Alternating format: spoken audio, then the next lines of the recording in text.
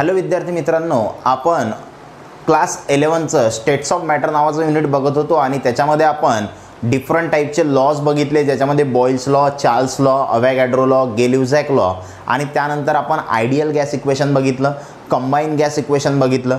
आज आपल्याला प्रॉब्लेम्स बघायचे आहेत कशावरचे, आयडियल गॅस आणि कंबाईन गॅस इक्वेशनवरचे. बरोबर, तर आयडियल गॅस आणि कंबाईन गॅस इक्वेशनवरचे प्रॉब्लेम्स बघायचे आहेत आपल्याला. आणि याच्यासाठी आपल्याकडे फॉर्म्युला कोणता आहे बघा. तर एक फॉर्म्युला आहे आपल्याजवळ, PV is equals to NRT. याला काय म्हणतो आपण, आयडियल गॅस इक्वेशन. इथं P म्हणजे प्रेशर आहे गॅसचा, V म्हणजे व्हॉल्यूम आहे गॅसचा, N म्हणजे नंबर ऑफ मोल्स आहेत गॅसचे, R म्हणजे काय आहे, युनिव्हर्सल गॅस कॉन्स्टंट आणि T म्हणजे काय, ॲब्सोल्यूट टेम्परेचर. त्यानंतर जो कंबाईन गॅस लॉ आहे, तो कंबाईन गॅस लॉ काय सांगते आपल्याला, P1V1 upon T1 is equals to काय असते, P2V2 अपॉन काय असते, T2. बरोबर, तर याला म्हणतो आपण कंबाईन गॅस लॉ किंवा combine gas equation. P1V1 upon T1 is equals to P2V2 upon T2. त्यानंतर आणखी तुम्हाला हे माहीत पाहिजे की जो नंबर ऑफ मोल्स असतात N, याचा फॉर्म्युला काय असते, तर नंबर ऑफ मोल्सचा फॉर्म्युला असते मास अपॉन काय असते, मोलार मास आहे ना. म्हणजे नंबर ऑफ मोल्स जर तुम्हाला गॅसचे सांगायचे असले, तुम्हाला काय माहीत पाहिजे, गॅसचं मास माहीत पाहिजे आणि काय माहीत पाहिजे, गॅसचं मोलार मास माहिती पाहिजे. बरोबर, त्याच्यानंतर आणखी तुम्हाला माहिती पाहिजे की 1 मोल म्हणजे जे 1 मोल आहे, 1 मोल म्हणजे किती असते, तर 1 मोल म्हणजे असते 6.022 इंटू 10⁻23 पार्टिकल्स. बरोबर, जर तुम्हाला एखाद्या सबस्टन्सचे 1 मोल्स एवढा जर तुम्हाला सबस्टन्स दिला, तर त्याचा अर्थ काय होते, 6.022 इंटू 10⁻23 पार्टिकल्स. आणि या पार्टिकल्समध्ये तुम्ही ॲटम्स असू शकता किंवा याच्यामध्ये मॉलिक्युल्स असू शकतात किंवा याच्यामध्ये आयन्स असू शकतात किंवा याच्यामध्ये प्रोटॉन्स असू शकतात किंवा याच्यामध्ये न्यूट्रॉन्स असू शकतात किंवा याच्यामध्ये इलेक्ट्रॉन्स असू शकतात. बरोबर, तर पार्टिकल्समध्ये तुम्ही ॲटम्स पण घेऊ शकता, मॉलिक्युल्स पण घेऊ शकता, आयन्स पण घेऊ शकता, प्रोटॉन, न्यूट्रॉन, इलेक्ट्रॉन हे सर्व काय आहेत, पार्टिकल्स आहेत. बरोबर, मग 1 मोल जर दिलं तुम्हाला, तर एवढे पार्टिकल असतात हे माहिती पाहिजे तुम्हाला. म्हणजे 1 मोल एखादा सबस्टन्स असेल तर त्याच्यामध्ये 6.022 इंटू 10⁻23 काय असतात, पार्टिकल्स असतात. मग आता आपल्याला काय करायचं आहे, या आयडियल गॅस इक्वेशनवरती आणि कंबाईन गॅस इक्वेशनवरती न्यूमरिकल सॉल्व करायचे आहेत. तर बघा कशा पद्धतीनं सॉल्व करणार आपण. तर आपल्याला काय करायचं आहे, हे दोन्ही इक्वेशन ध्यानामध्ये ठेवायचे आहेत आणि याच्यावरून तुम्हाला केसेस किती दिलेले आहेत त्याच्यावरून तुम्हाला समजेल कोणता फॉर्म्युला तुम्हाला वापरायचा आहे म्हणून. बघा, तर याच्यामध्ये फर्स्ट नंबरचं न्यूमरिकल बघू आपण. गिवन डेटा काय म्हणत आहे पहा, a sample of N2 gas was place in a flexible 9.0 litre container. काय दिलं बघा, 9.0 लिटर. L म्हणजे काय, लिटर. आणि लिटरमध्ये काय मोजतो आपण, तर लिटरमध्ये मोजतो आपण व्हॉल्यूम. म्हणजे आपल्याला V दिला ॲट 300 K. काय दिलं आपल्याला, 300 K. K म्हणजे केल्विन आणि केल्विनमध्ये काय मोजतो आपण, टेम्परेचर मोजतो. त्याच्यानंतर at a pressure of 1.5 ATM. काय दिलं आपल्याला, 1.5 ATM. आता ATM मध्ये काय मोजतो आपण, तर ATM मध्ये आपण प्रेशर मोजतो.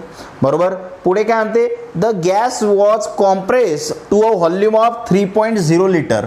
परत काय दिलं आपल्याला, 3.0 लिटर आणि लिटर आहे म्हणजे काय आहे, व्हॉल्यूम आहे. नंतर and heat was added until the temperature reaches 600 kelvin. 600 kelvin म्हणजे आपल्याला काय दिलं, टेम्परेचर दिलं 600 केल्विन. बरोबर, त्यानंतर what is the new pressure inside the container. विचारलं काय आपल्याला, न्यू प्रेशर विचारलं म्हणजे P इक्वल टू काय येणार, क्वेश्चन मार्क. बघा आता इथं 2 व्हॉल्यूम दिसत आहेत, 2 टेम्परेचर दिसत आहेत, 2 प्रेशर दिसत आहे, म्हणजे इथं कंबाईन गॅस इक्वेशन लागणार आहे कारण सर्व 2-2 आहेत. मग याला म्हणतो मी V1 T1 P1, याला V2 T2 P2. बरोबर, मग आता आपल्याला माहिती आहे, therefore combine gas equation is given bye, combine gas equation is given bye. तर काय आहे आपल्याजवळ कंबाईन गॅस इक्वेशन, तर कंबाईन गॅस इक्वेशन काय असते, तर इथं लिहितो मी वरती. कंबाईन गॅस इक्वेशन आहे P1V1 upon T1 is equals to P2V2 upon काय असते, T2. बरोबर, P1V1 upon T1 is equal to P2V2 upon T2. मग आता व्हॅल्यू पुट करू आपण. तर बघा, P1 बघा ATM मध्ये आहे, P2 आपल्याला काढायचं आहे. V1 लिटरमध्ये आहे, V2 लिटरमध्ये आहे. तर बघा जेव्हा असं तुम्ही कंबाईन गॅस इक्वेशन वापरत असता तेव्हा ज्या दोन क्वांटिटी असतात त्यांचे युनिट तुम्हाला सारखे पाहिजेत. मग V1चं युनिट लिटर आहे, V2चं युनिट पण लिटर आहे, त्यामुळे चेंज करण्याची गरज नाही. टेम्परेचर याचं केल्विन आहे, याचं केल्विन आहे. बघा हे डिग्री सेल्सिअस जर असतं तर तरी आपण याला कशामध्ये कन्वर्ट केलं असतं, केल्विनमध्ये. का? कारण टेम्परेचर कोणतं पाहिजे आपल्याला, ॲब्सोल्यूट पाहिजे, म्हणजे केल्विनमध्ये पाहिजे, बरोबर. आणि प्रेशर एक ATM मध्ये आहे म्हणजे दुसरं प्रेशर कशामध्ये भेटेल तुम्हाला, ATM मध्ये. मग व्हॅल्यू पुट करू आता. तर P1 किती आहे पहा, तर P1 आहे 1.5 इंटू V1 आहे 9.0 म्हणजेच 9 अपॉनमध्ये आहे T1. तर T1 किती दिलेला आहे तुम्हाला, 300. T1 आहे 300 इज इक्वल्स टू, तिकडे काय आहे P2, तर P2 तुम्हाला माहिती नाही म्हणून P2 जसाचा तसा, इंटू आहे V2, तर V2 आहे 3.0 म्हणजेच 3 अपॉन T2. तर T2 दिलेला आहे तुम्हाला 600. T2 किती दिलेला आहे, 600. बघा आता आपल्याला P2 काढायचं आहे, तर P2 इथंच ठेवा, बाकीचं सगळं इकडे शिफ्ट करा, कारण P2 न्यूमरेटरमध्ये आहे. म्हणजे काय होणार बघा, हा 1.5 इंटू 9 इंटू किती होणार, 600. हा इकडे शिफ्ट केला आपण, बरोबर. त्याच्यानंतर इकडे खाली काय आहे 300 आणि इंटू हा 3 इकडे शिफ्ट होणार, हा 3 झाला इकडे शिफ्ट. आता बघा काय काय कॅन्सल होते, 0 0 0 0 कॅन्सल. नंतर इथं 3 1चा आणि 3 2चा 6, बरोबर. आता तुम्ही आणखी काय करू शकता पहा, आणि इकडे काय राहिलं, तर इकडे फक्त काय राहिला आता P2 राहिला. आणखी पहा इथं काय करू शकता तुम्ही, तर इथं 1.5 आहे, इथं 3 आहे, तर तुम्हाला माहिती पाहिजे 1.5ची डबल म्हणजे काय असते 3, कारण 1.5 प्लस 1.5 काय होते 3 होते, म्हणजे 1.5 1चा आणि 1.5 2चा किती होते, 3 होते. नंतर काय होणार बघा, हा 2 आणि हा 2 काय होणार, कॅन्सल. मग आता वरती फक्त काय राहिला 9 आणि तिकडे काय राहिला P2. मग therefore P2 is equals to किती आलं 9 आणि P1चं युनिट ATM होतं, म्हणजे P2चं युनिट पण काय येणार ATM. म्हणजे अशा पद्धतीनं आपण कंबाईन गॅस इक्वेशन लावून काय केलं, प्रेशर सेकंड म्हणजे जे नेक्स्ट प्रेशर होतं केस 2चं प्रेशर होतं ते आपण फाइंड आउट केलं. तर प्रेशर 1चं युनिट होतं ATM, तर प्रेशर 2चं युनिट पण काय असेल ATM असेल. तर तुम्हाला हे अशा पद्धतीनं डिवाइड करता आलं पाहिजे, किंवा तुमच्याकडे दुसरा ऑप्शन काय, तुम्ही लॉग कॅल्क्युलेशन करू शकता. याचा लॉग, याचा लॉग, याचा लॉग, तिघांच्या लॉगची ॲडिशन, याचा लॉग, याचा लॉग, दोघांच्या लॉगची ॲडिशन, वरच्या ॲडिशनमधून खालची ॲडिशन सबस्ट्रॅक्ट, जे आन्सर येणार त्याचा अँटी लॉग. तसं करून सुद्धा तुम्ही P2ची व्हॅल्यू काढू शकता. यानंतर आता आपण पुढचं एक्झाम्पल बघणार आहोत. तर हा कंबाईन गॅस इक्वेशन आहे आणि कंबाईन गॅस इक्वेशनचा फॉर्म्युला असते P1 V1 upon T1 is equals to काय असते P2 V2 अपॉन काय असते T2.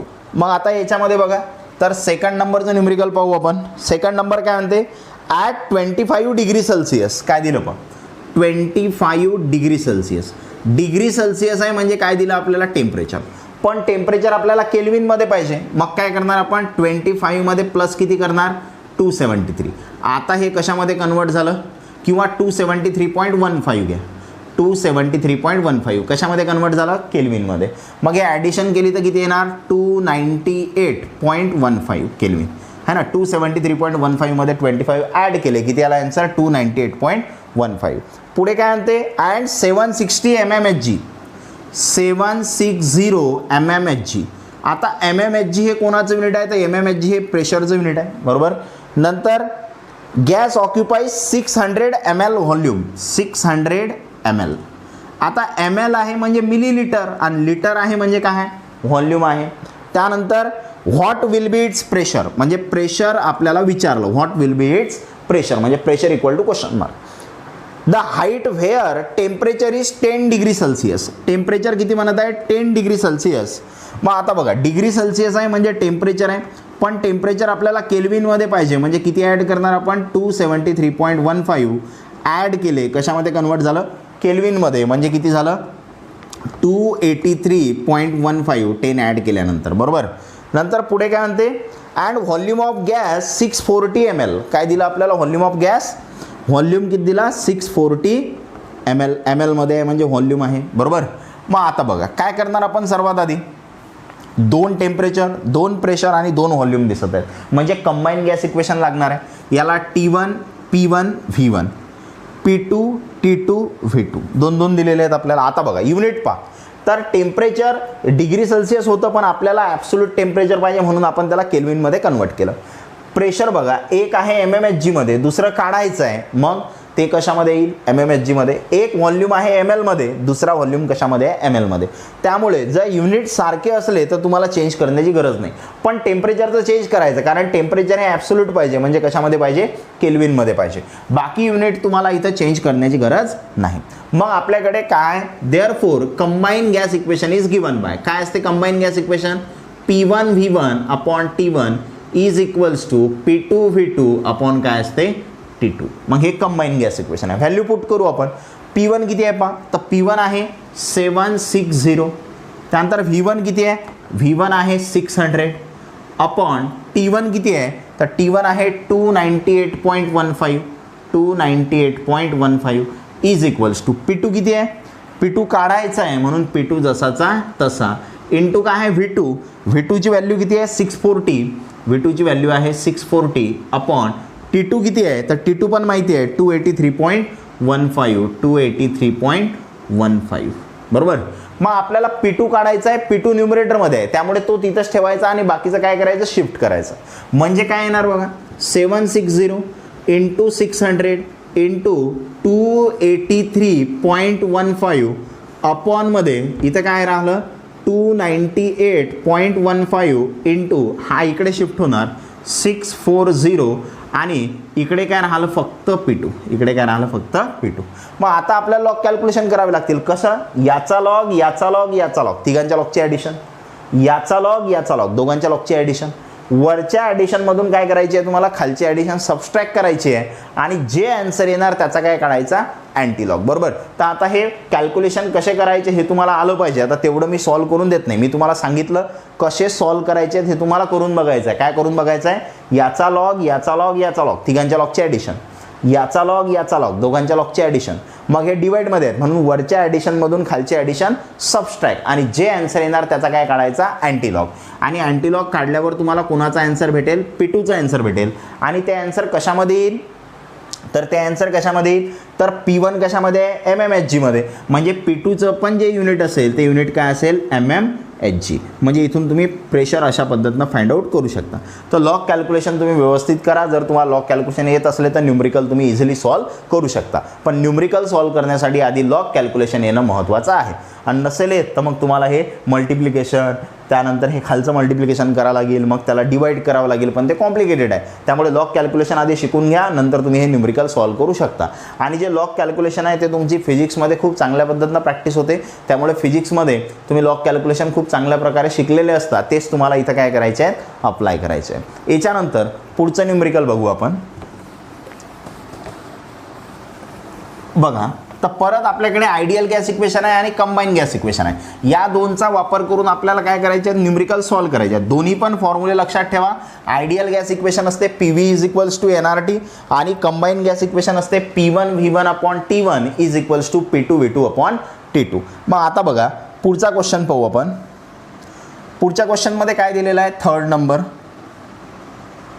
अ 20 ml कंटेनर, काय दिलं 20 लिटर कंटेनर आहे बरोबर. बघा 20 लिटर, लिटर म्हणजे व्हॉल्यूम बरोबर, लिटर म्हणजे काय असते व्हॉल्यूम. नंतर होल्ड्स 0.650 मोल, 0.650 मोल, मोल आहे म्हणजे कशाची व्हॅल्यू आहे N, नंबर ऑफ मोल्स दिले.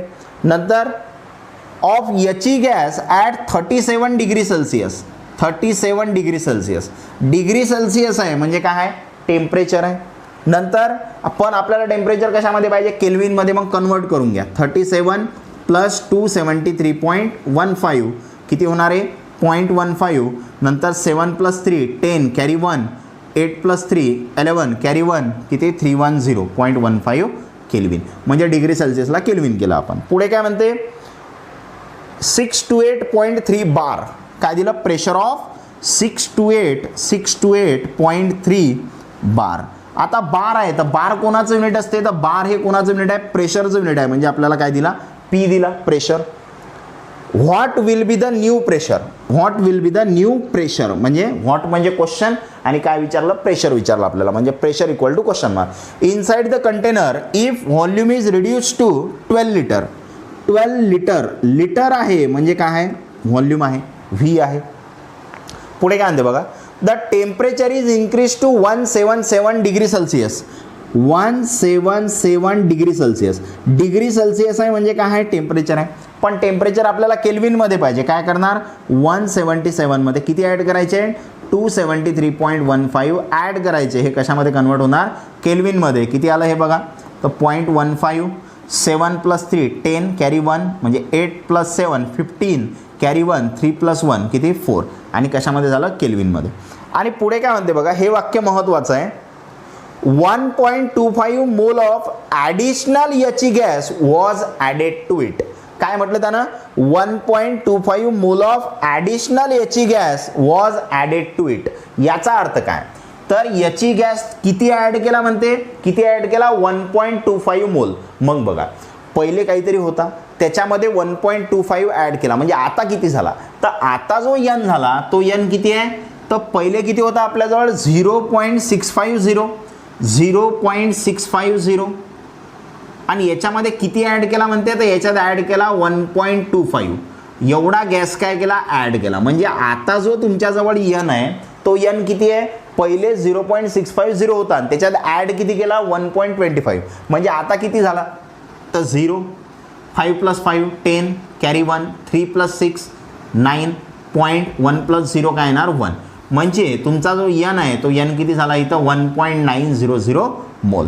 हा सध्याचा यन आहे. मग आता कसं करणार आपण प्रॉब्लेम सॉल्व बघा. तर सर्वात आधी इथं volume V1, number of moles N1, temperature T1 आणि प्रेशर P1. त्यानंतर इथं परत प्रेशर आलं म्हणजे P2, परत व्हॉल्यूम आला V2, परत टेम्परेचर आलं T2, त्यानंतर परत N आला म्हणजे काय झाला हा N2. बरोबर. मग आता आपल्याला सॉल्व काय करायचं आहे पहा, तर सॉल्व करायचं आहे आपल्याला P2. मग आता इथं कंबाईन गॅस इक्वेशन लावणार की आयडियल गॅस इक्वेशन लावणार बघा. तर इथं N1 आणि N2 चेंज झालेला आहे. बरोबर. हा N1 होता, हा N2 होता, पण कंबाईन गॅस इक्वेशनमध्ये N1 N2 नाहीच आहे. बरोबर. मग आपण कंबाईन गॅस इक्वेशन लावणार नाही, आपण काय लावणार, आयडियल गॅस इक्वेशन. तर आयडियल गॅस इक्वेशन काय होतं, PV इज इक्वल्स टू काय होतं ideal gas equation, therefore PV is equals to nRT. पण आपल्याला काढायचा काय आहे P2. मग P2 जर काढायचा आहे तर हा V2, हा N2 आणि हा T2. R तर कॉन्स्टंटच असते. बरोबर. गॅस कॉन्स्टंट बनतो. मग आता P2 ची व्हॅल्यू आपल्याला काढायची आहे म्हणून P2 जसाचा तसा. V2 ची व्हॅल्यू आपल्याला माहिती आहे किती आहे 12 इज इक्वल्स टू N2 बघा. तर N2 आपल्याला माहिती आहे किती आहे 1.9. R कोणता घेसाल आता बघा. तर R कोणता घेणार आपण, तर सर्वात आधी बघा इथं काय करणार आपण, व्हॉल्यूम जर लिटरमध्ये आहे. बरोबर.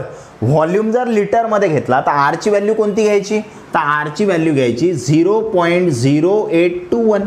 कारण ही R ची व्हॅल्यू कशामध्ये असते, लिटर ATM पर केल्विन पर मोल. बरोबर.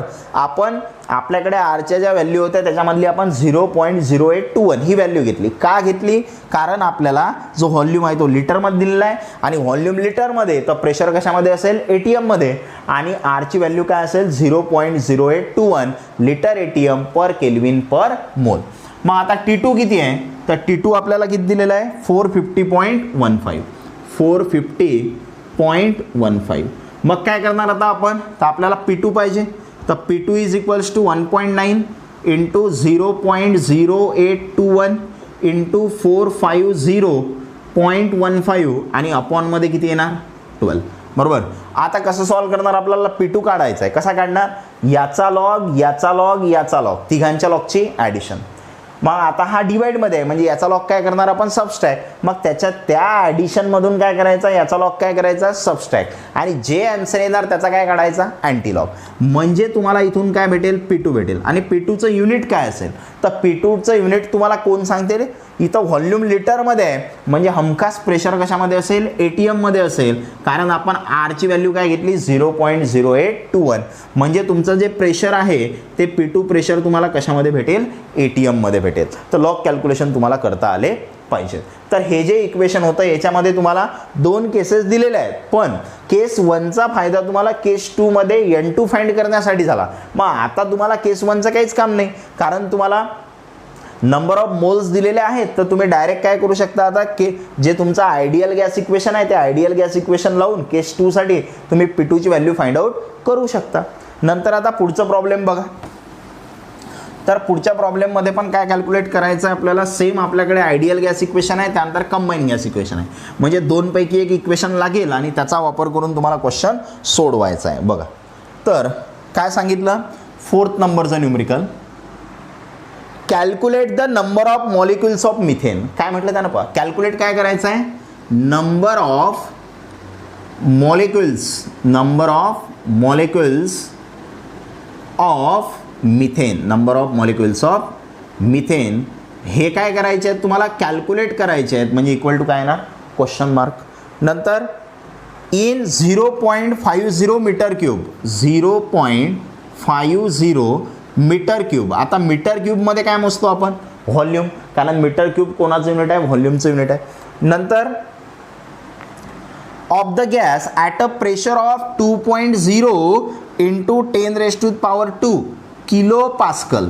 पास्कल आहे, पास्कलमध्ये काय मोजतो आपण, प्रेशर, पण हा किलो पास्कल आहे, तर आपल्याला फक्त पास्कल पाहिजे. म्हणजे काय होणार, 2.0 म्हणजेच 2 इंटू 10⁻², आणि किलोला कन्वर्ट जर केलं तर 10⁻³ पास्कल. किलो पास्कलला पास्कल केलं तर 10⁻³ म्हणजे किती झालं, 2 इंटू 10⁻², 2 + 3 किती झाले, 5, काय येणार, पास्कल.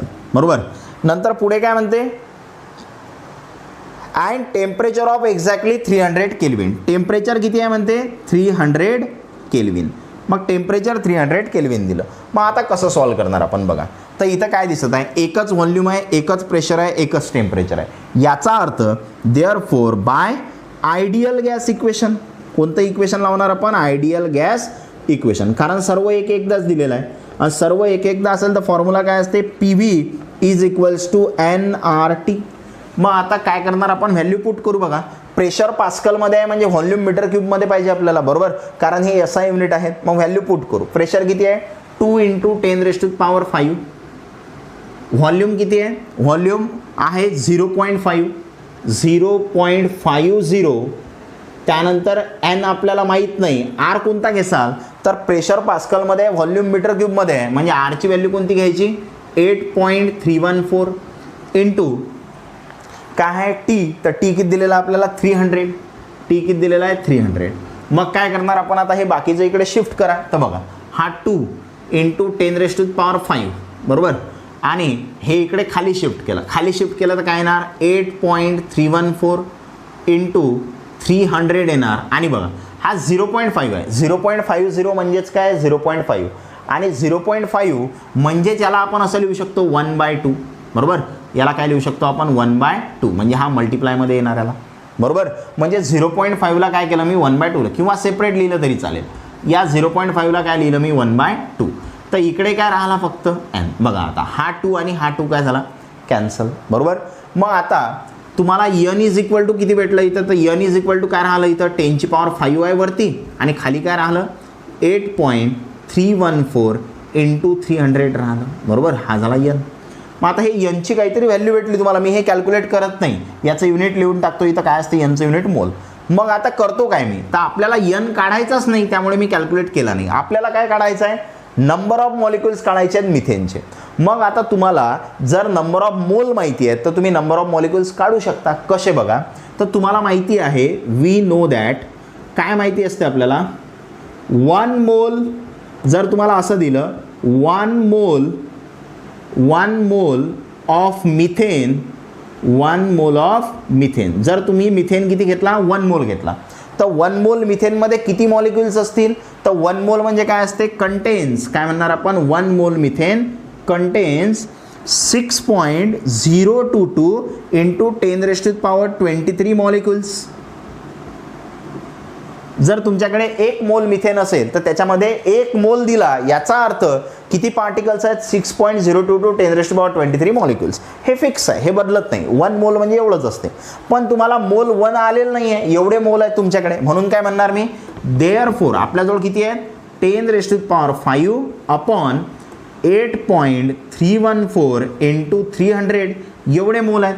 मग एवढ्या मोलसाठी किती, कंटेन्स एवढे मोल आहेत. मोल ऑफ मिथेन कंटेन्स किती कंटेन करणार तर आपल्याला माहीत नाही. Content x molecules. तर आपण काय म्हटलं, किती मॉलिक्यूल असतील याच्यामध्ये, एक्स मॉलिक्यूल असतील, ते आपल्याला माहीत नाहीत बरोबर. एका मोलमध्ये एवढे असतात हे फिक्स आहे. मग एवढ्या मोलमध्ये किती आहेत तर ते माहीत नाही, ते काय घेतले आपण एक्स. तुम्ही याचा स्क्रीनशॉट काढून घ्या. मग आता पुढे काय करणार मी पहा, आता हे जर आपल्याला माहीत झालं तर एका मोलसाठी एवढे मॉलिक्युल्स, तर एवढ्या मोलसाठी किती मॉलिक्यूल, तर हे कसं सॉल्व्ह करणार आपण. तर बघा हे कसं सॉल्व्ह करायचं आहे तुम्हाला. तर हे सॉल्व्ह करण्यासाठी काय होणार पहा, तर आपण काय करू, मोलच्या खाली मोल लिहू, त्यानंतर मॉलिक्युलच्या खाली मॉलिक्युल्स लिहू. तर आपल्याकडे एक मोल आहे, तर एका मोलच्या खाली किती येणार, किती मोल आहे तिथं, एका मोलसाठी 10⁵ अपॉन किती आहे 8.314 × 300 आणि इज इक्वल्स टू तिकडे किती आहे, किती पार्टिकल्स आहेत 6.022 × 10⁻23 अपॉन, तर किती मॉलिक्युल्स आहेत इथं, एक्स मॉलिक्युल आहेत बरोबर. हा इथं वरती शिफ्ट होणार, वरती जर शिफ्ट झाला तर राहणार काय 8.314 × 300 अपॉन 10⁵ आणि इकडे काय येणार 6.022 × 10⁻23 अपॉन किती आहे एक्स बरोबर. मग आपल्याला एक्स काढायचा आहे, तर एक्स इकडे शिफ्ट करा, हे इकडे शिफ्ट करा, म्हणजे एक्स इज इक्वल टू काय होणार 6.022 × 10⁻23 × 10⁵ अपॉन हे इकडे खाली जाणार 8.314 × 300 बरोबर. मग आता हे तुम्हाला सॉल्व्ह करायचं आहे, कसं सॉल्व्ह करणार बघा, 6.022 × 10⁻23 + 5 किती झाले 28 अपॉनमध्ये किती येणार 8.314 × 300 बरोबर.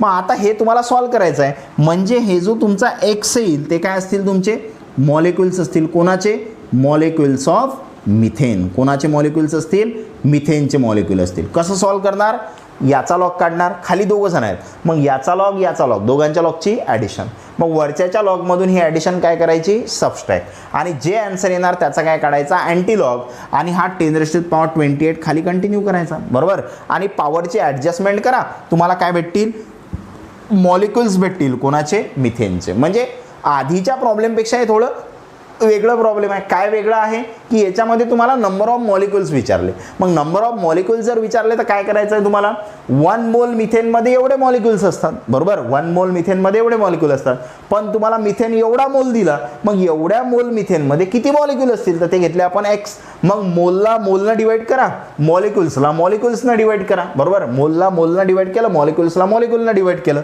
हा खाली आहे तो वरती शिफ्ट झाला, मग हे इकडे शिफ्ट केलं, हे तिकडे शिफ्ट केलं, आणि इथून आपल्याला एक्स भेटला. आणि एक्स म्हणजे काय आहे मॉलिक्युल्स ऑफ मिथेन. म्हणजे आयडियल गॅस इक्वेशन आणि कंबाईन गॅस इक्वेशनवरचे न्यूमरिकल्स आपण इथं संपवले. तर हा टॉपिक इथं खतम झाला. आता याच्यानंतर पुढचा जो टॉपिक आहे तो Dalton's law of partial pressure आहे, जो आपण पुढच्या लेक्चरमध्ये कंटिन्यू करू.